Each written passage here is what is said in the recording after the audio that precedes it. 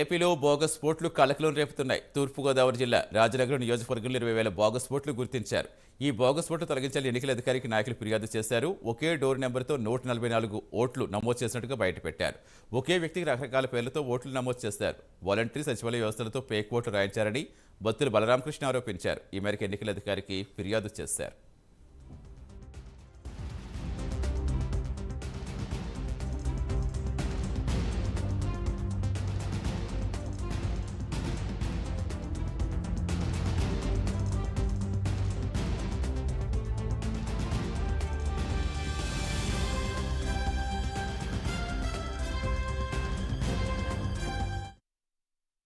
రాజానగరం నియోజకవర్గాన్ని అన్ని విధాలుగా బస్టు పెట్టించినటువంటి జక్కంపూడి రాజా ఇక్కడ గంజాయి బ్యాచ్, క్రికెట్ బ్యాటింగ్లు, బ్లేడ్ బ్యాచ్ సంస్కృతిని పెట్టి యువతనంతా కూడా సర్వనాశనం చేసేసి ఈవేళ ఎందుకు కాకుండా చేసేసినటువంటి పరిస్థితి ఇక్కడ నెలకొంది.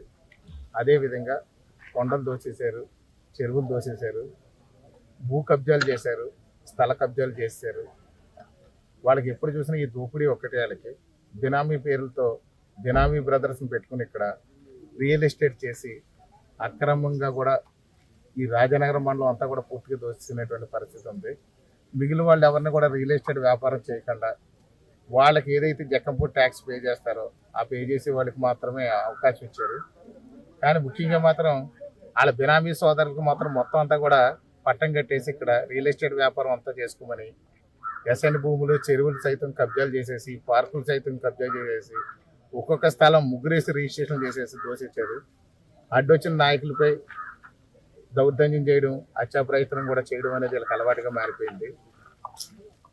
ఇదే తరుణంలో ఇన్ని దోపిడీలు చేసి ఏ విధమైన అభివృద్ధి చేయకుండా ఈ యొక్క రాజానగరం నియోజకవర్గాన్ని అధోగతి పాలు చేసి ఈవేళ మళ్ళీ గద్దెనెక్కాలని చెప్పేసి రకరకాల ప్రయత్నాలు చేస్తున్నారు. అందులో భాగంగానే ఈరోజు చూస్తే రాజానగరం నియోజకవర్గంలో 20,000 దొంగ ఓట్లకి తెరదీశారు. వీళ్ళు ఒకే డోర్ నెంబర్తో సూర్యాపేటలో అయితే 144 ఓట్లని ఒకే డోర్ నెంబర్తో రిజిస్టర్ చేయగలిగారు. వాళ్ళు ఒక్కొక్కరికి 2 ఓట్లు చొప్పున రాయించి అలాంటి ఓట్లని సుమారు 5,000 ఓట్లు రాయించేశారు. వీళ్ళు చిన్న చిన్న